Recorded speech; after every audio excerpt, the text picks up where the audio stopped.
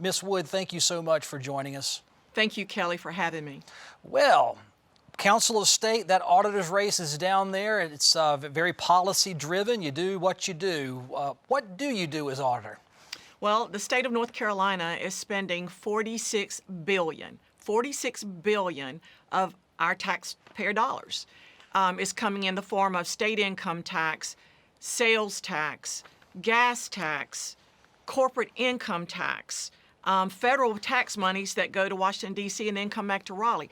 $46 billion the state of North Carolina is spending, and the state auditor is the only agency that's auditing how those monies are being spent, how they're being reported, and looking at whether or not any of that money's being wasted. Well, regular folks in North Carolina, they know an audit from the IRS audit, and that's a stressful event. So when you come calling on a state agency, is that good times, bad times, or neutral times? It could be a very great opportunity.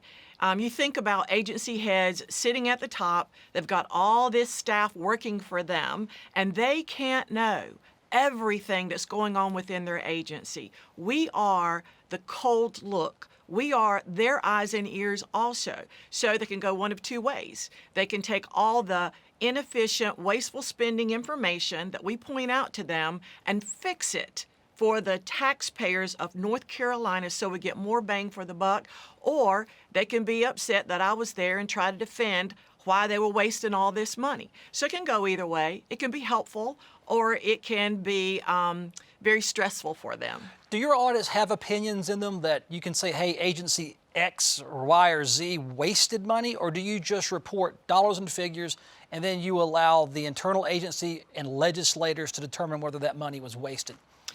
Both. We have opinions on financial statement audits. We have opinions on how grant monies, federal grant monies, were being spent.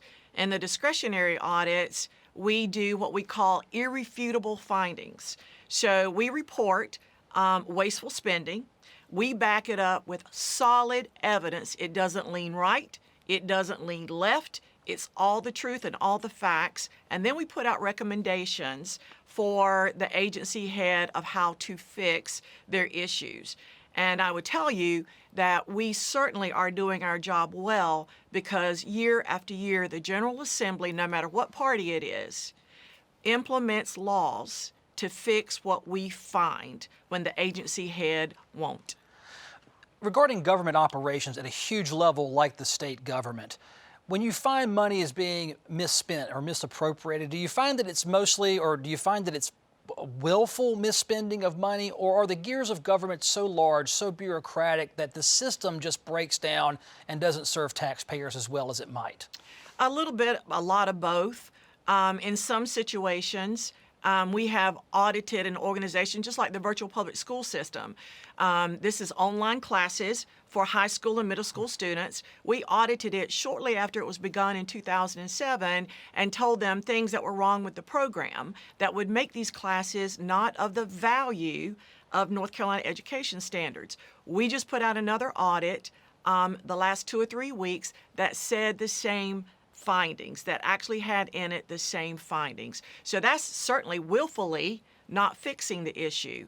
But then you've got the big wheel of government. It's like trying to turn the Titanic. You've got people that have been there for years and years and years doing the same job, the same way, but technology and state government and how we do things has moved past them, yet they want to continue to do things the way they've always done.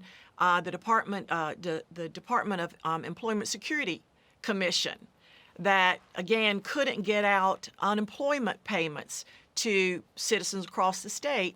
The main reason, their volume increased to an extraordinary number, yet they tried to do things the way they always did them. Let me ask you about those audits. So you're not just chasing money and how it's spent. Will you tell an agency your computer systems are outdated? Do you tell them your people aren't up to par with modern skills? Does it go beyond just the dollars and cents accounting? It absolutely does. We get into, and this is a road that many CPAs don't like to get into, and we back it all the way up and say management is asleep at the wheel. Management doesn't have the tools or the dashboards or the reports or the information in front of them to tell when this agency went off track. And if they do, they're not using them like they should. So we hit management hard because the staff's only going to do what management allows them to do. And in these big agencies, if you don't have the dashboard, if you don't have the reports, if you don't have the information to show where things are going off track, then they won't catch it. Some just don't want to be bothered.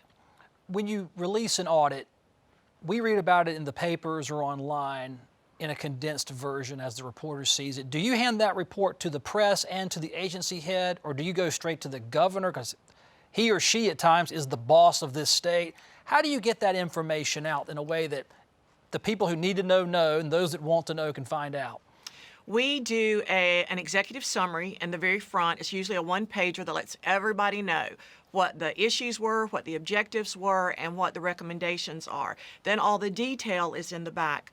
But we never put out an audit report without sitting down with the agency head and their staff and tell them, prove us wrong. Bring us the information, the evidence that shows we got it wrong. And when we do that, and we give them every opportunity, when we do that and they can't prove us wrong, then it's a finding to be reported. We give it to the agency head, we give it to the General Assembly, and we give it to the press. What is your relationship with the General Assembly? I've seen you testify before certain committees, but I don't see it. Usually you're in as a VIP or an invitation of a committee head, but how does that work across the street there at Jones Street? The General Assembly, I will tell you this, we have a great working relationship. They get so much misinformation from agencies or numbers that don't tie to anything or information that the agency just wants them to hear. So the General Assembly has learned in 12 years that if they want to know the truth, they want to know all the facts, they want to know the money and how it's being used, they know they can come to the state auditor's office, and we won't lean right with our reports and we don't lean left. We tell them the truth, the whole truth, and nothing but the truth, and we give them all the facts. You know, you can take facts and bias a report different ways, but we give them all the facts, and they will tell you, it may not have been what we thought, or it may not have been what we wanted to hear, but we know when it comes out of the state auditor's office, we can take that information to the bank. And the Department of Transportation audit that we just did, the Department of Transportation, they overspent their budget in 2019 by $742 million. They hired someone to come in and tell a story the way they wanted it to be told. The General Assembly invited me in to find out what really went on, why they were overspent $742 million, and we told them what they needed to know in order to fix the problem. The first report that came out that cost the state of North Carolina $1 million didn't tell the real story. Our audit that cost $400,000 told them why and how they overspent the taxpayers' dollars, $742 million. How do you decide which groups to audit? Does someone ask you to audit a group and you do it, or are you independent? You make your own decisions? Both. Sometimes the General Assembly puts in front of us several audits a year, and obviously we go in and perform those audits. I have quite a few that are required by the federal government, that's required by state government.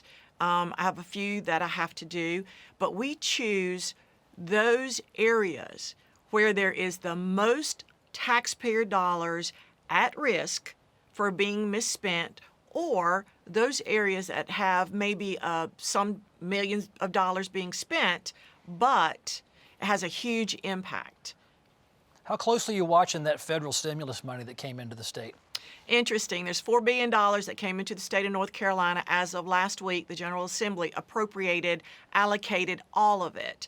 The majority being at DHHS, at Office of State Budget and Management, and the Department of Public Instruction. The General Assembly wants me to perform a financial statement audit and a performance audit on these monies and to issue both reports by March 1st of 2021. We have stepped in and we're looking at these three major agencies and we're asking them now What plan do you have in place to make sure that none of this money is misspent or wasted? And we're going to be reporting to the General Assembly in just a couple of weeks those agencies that don't have a plan that ties down how the money is to be spent and to ensure that those children that need to be fed or those children that need help in summer reading program, that those needs are being met. We're not going to wait till next March and tell them how it was misspent. We're going to tell them now which agencies don't have a good plan in place. When you look at spending plans for state agencies, how do you know when money is truly misspent versus the idea or the program had promise and once it received funding, it just didn't work? Well, the agencies now should look at what the monies were intended for and set up metrics now to be tracking that money. The children that are in a summer reading program, how did you identify which ones need to be DPI? How did you identify them? And then once you put them in a summer reading program to help them make sure they're ready for the next grade that they will pushed into, what are you doing once you identify them to make sure they meet the reading and the math requirements to function in that next grade next year, particularly in this virtual environment? So we're looking for their metrics. Do the metrics make sense? And did you monitor the metrics across the next 6 months? That's how we're going to tell now if they've even got a good plan in place. We have 45 seconds left. Let me ask you about coronavirus. It's affected the state budget. No one was really wanting to release the revenue projections because you didn't know at the state level. What does that do to your job going forward in case this economy just doesn't roar back?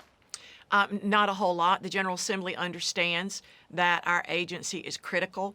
It's more critical now than it ever was to make sure that every dollar is spent and we maximize what we can get out of every dollar. I don't believe for a second that the General Assembly will in any way reduce what my agency staff are and what our resources are. This is incumbent North Carolina Auditor Beth Wood from the Democratic Party. Ms. Wood, as always, great to see you. We'll see you soon. Safe campaigning out there. Thank you.